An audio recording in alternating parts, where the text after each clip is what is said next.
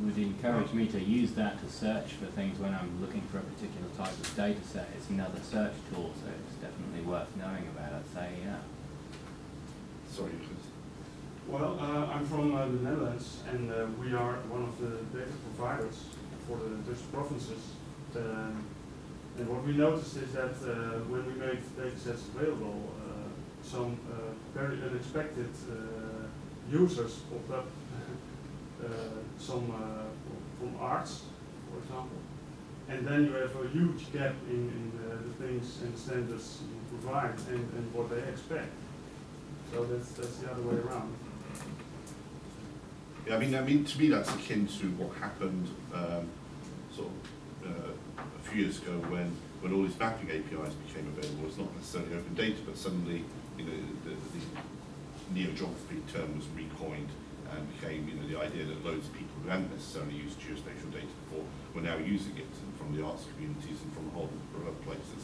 That by making, in this case we're talking about data, but by making it available, you get other communities who may necessarily never be able to access or thought of using it, have the ability to do so. Yeah. You were going to say something, I think. Same sort of point.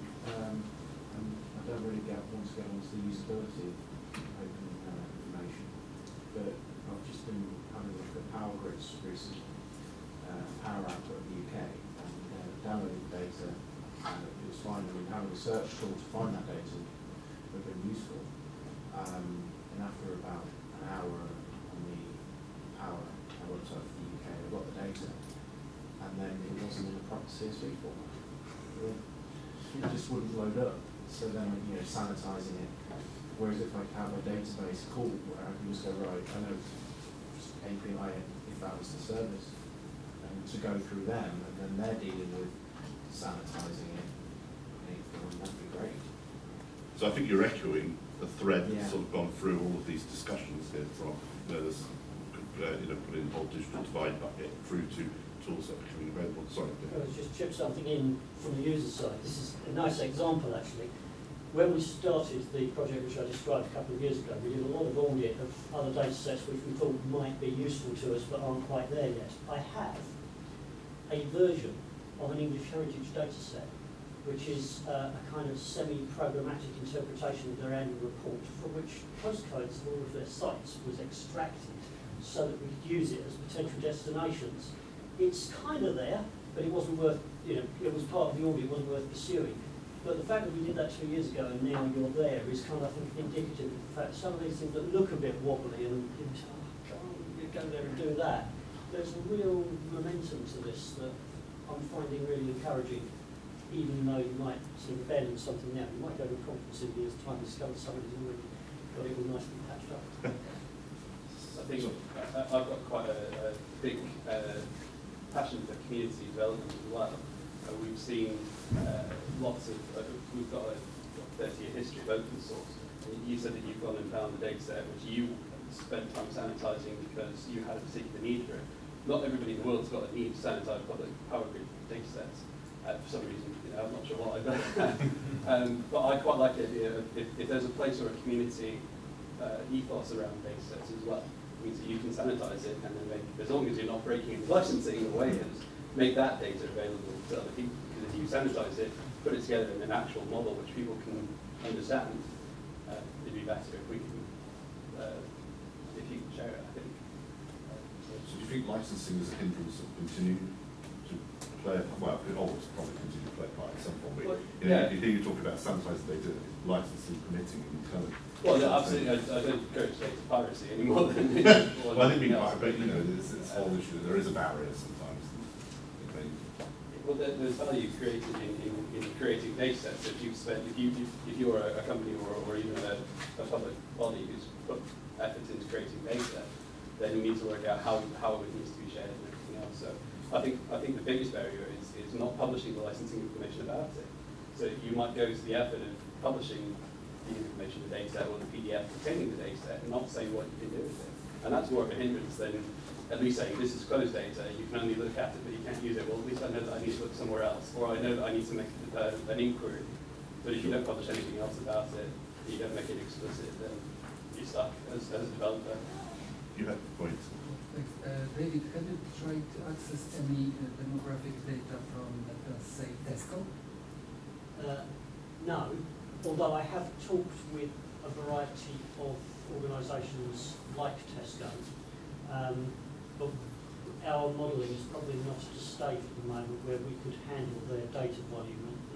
They weren't completely averse to the idea. And the other big commercial organisations involved in this that are really interesting are mobile telecoms because of their traffic data, which even at generalised level tell massive about population movement. So we've had some of those conversations, but we're not at a stage where we could really handle the detail they've got. Why did you ask? Do you think that they maybe have more data than government itself?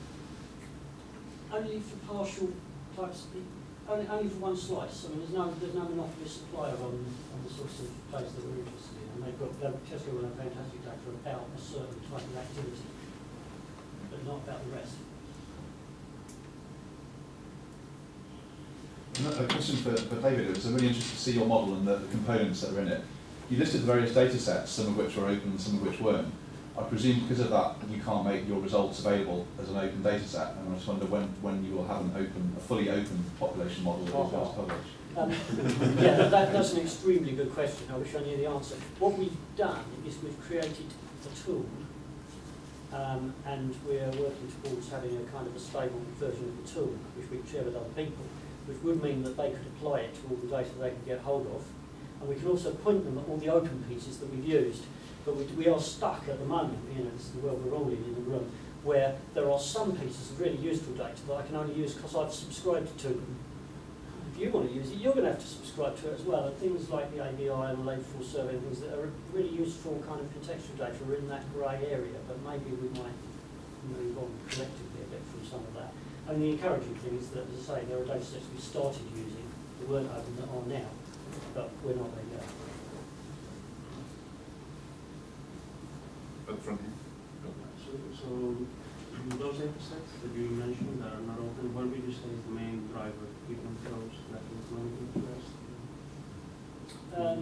No, it's various. It varies by data supplier, and that probably features all the reasons Peter gave you at the beginning. Some of them are historic licensing conditions for the production of a particular data set or the gathering of a particular survey. Some of them are just very hard to fathom why you would want to license it, but they do. They really are various. There's obviously commercial sensitivity in some sources, but others, it's hard to sort of sit back and say, well, why should that be not open? But it's not open at the moment. I have a question about data.gov.uk. Is this site only aimed to publish governmental data to the general public, or they also gather data for internal governmental use? It's open for reuse by pretty much anybody. Yeah, but what do they publish? But do they have also internal, servers, intranet for government, or do you know anything about it? As far as I'm aware, it's just one service which can be used by other governmental bodies, yes. Okay, but it's not a kind of, as far as I'm aware, they don't have a secret side of it. Is there any governmental institution which tries to gather all information available across all governmental departments?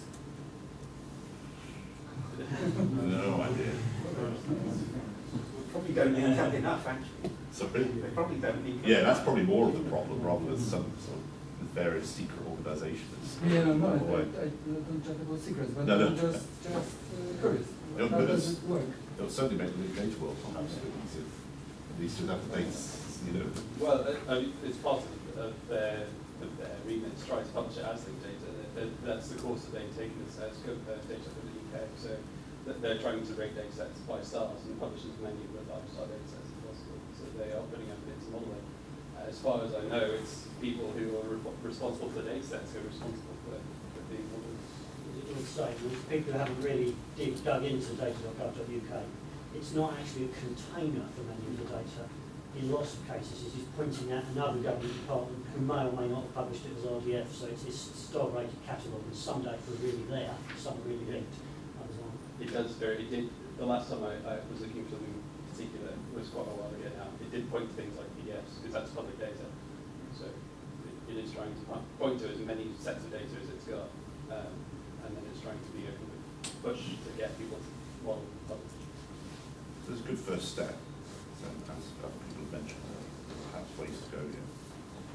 Unless anybody has any other questions, sort of just being aware of time, and you can obviously continue talking to amongst each other during lunch. Lunch is at 1.